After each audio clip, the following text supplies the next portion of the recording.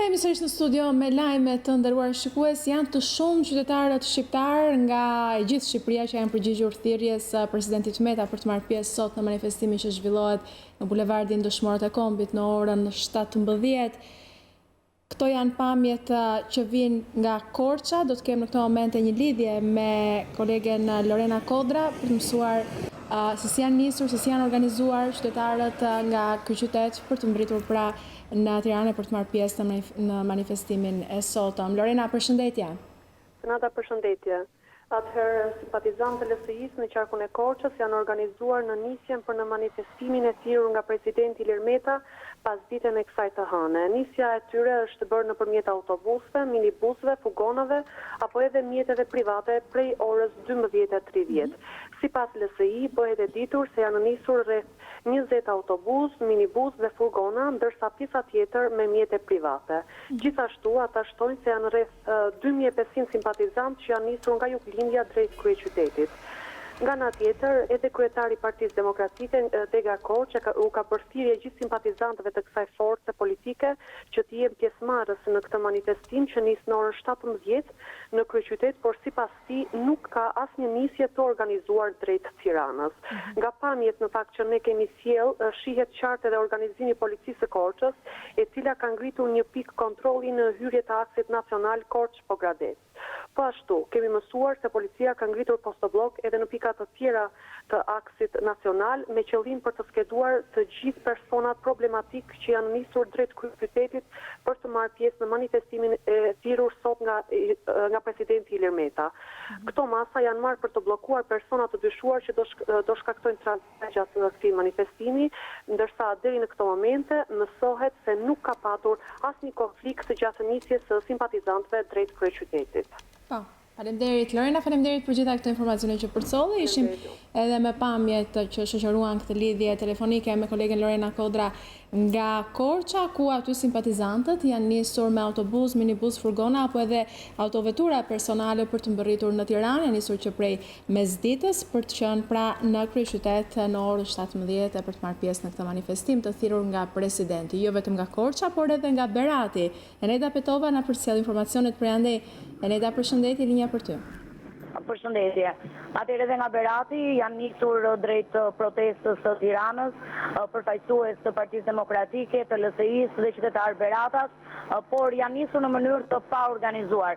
Kjo është konfirmuar nga dy kryetarët e degëve të PD-s dhe LSI-s në Berat, të cilët kanë deklaruar se drejtuesit e autobusëve dhe pronarët janë kërcënuar për të mos çuar protestuesit në Tiranë, siç ka ndodhur me herët e tjera, dhe kanë anulluar prenotimet që ishin bërë për të nisur me autobus drejt Tiranës. Janë nisur të gjithë në mënyrë të paorganizuar, rreth 110 automjete janë nisur nga qyteti i Beratit dhe më herët kryetari i degës së PD-s Berat Gazmen Kazizi ka denoncuar se policia ka ushtruar presion ndaj protestuesve në rrugët nacionale në dalje të qytetit të Beratit, ku janë ngritur dhe postbllogje të shumta policore. Në të gjitha pikat dalse të qytetit janë ngritur postbllogje policie, ku postbloku ku ka pasur dhe efektiv më të shumë policie ka që në fshatin Polizhan në afërsi të urës së Kuçit, ku janë gjatë ndalimit të drejtuesve të mjeteve, jo vetëm që janë kontrolluar dokumentacionet e automjeteve, por janë kontrolluar fizikisht dhe pasagerët të cilët janë nxjerrë jashtë nga policia. Sipas policisë deklarohet se këto masa janë marrë për uljen e kriminalitetit, për rritjen e sigurisë rrugore dhe për kapjen e personave në kërkim, ndërkohë që drejtuesit e opozitës i kanë cilësuar të qëllimshme dhe në formë kërcënimi për protestuesit që nisen drejt Tiranës.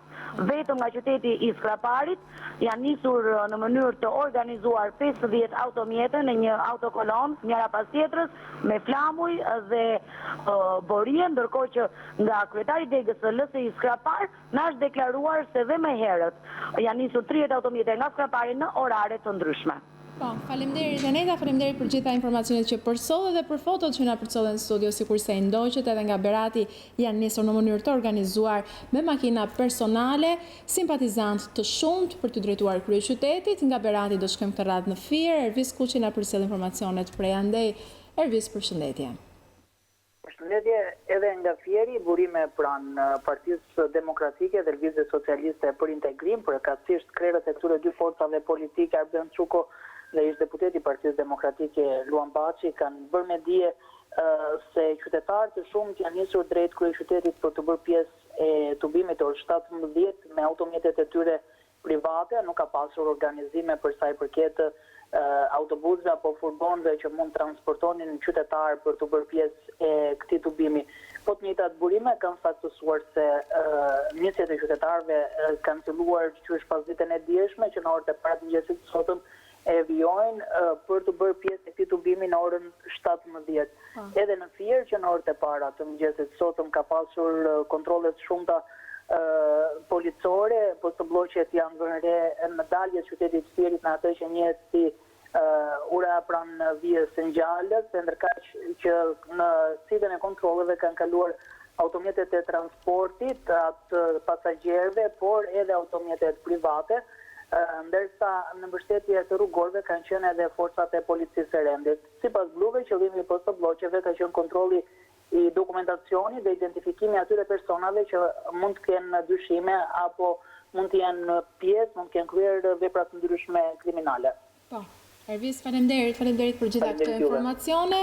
Ishim Ervis Kushin nga Fieri të nderuar shikues, edhe nga Fieri janë nisur simpatizantë të shumë, ndërkohë që janë ngritur edhe në daljet Fierit post bloqe nga ana e policisë, duke bërë kështu edhe kontrollin e simpatizantëve cilët janë nisur për në Tiranë. Kalojmë të radhë në Shkodër, Senat Nikëshishi na përcjell informacionet prej andej. Senat, përshëndetje. Përshëndetje nga Shkodra, përshëndetje nga gjithë Shqipëria dhe në Shkodër, një grup manifestuesish janë nisur në Tiranës për të marrë pjesë në manifestimin e organizuar nga Presidenti Ilir Meta që të gjetë në ora 17:00 në Tiranë. Në afërsitë e kryefushatit ka një postoblok të policisë vendore të Shkodrës, të cilët janë këtu dhe po kontrollojnë ato autobus apo furgon, të cilët janë duke u nisur apo do të nisen drejt Tiranës për të marrë pjesë në këtë manifestim. Deri në këtë moment janë kontrolluar rreth 3-4 autobus dhe furgon ndryshëm, të cilët janë nisur drejt Tiranës, por nuk ka patur probleme, gjithçka ka shkuar qetë, janë dalur dhe kanë vijuar pas rrugën pas kontrollit të policisë të Shkodrës në postoblokun e ngritur në afërsitë kryefushatit. Situata është e qetë dhe deri në këtë moment nuk ka probleme. Nuk janë shënuar incidente. Faleminderit Senat. Kjo është situata sa i përket të qytetit të Shkodrës, nuk ka patur incidente, sikurse theksoi edhe kolegu Senat Nikëshishi, janë nisur pra për në Tiranë simpatizantët edhe nga Shkodra. Kalojmë këtë radhë në Elbasan. Fatmir Popje na përcjell informacionet prej andej. Po Fatmir, linja për ty. Shtat bashkitë e qarkut të Elbasanit, sipas drejtuesve degëve të Partisë Demokratike dhe të LSI-s, gjatë gjithë mesditës sotme janë nisur me 10 automjete drejt Tiranës për të bërë pjesë e protestës thirrur nga presidentin mbrojtje të kushtetutës.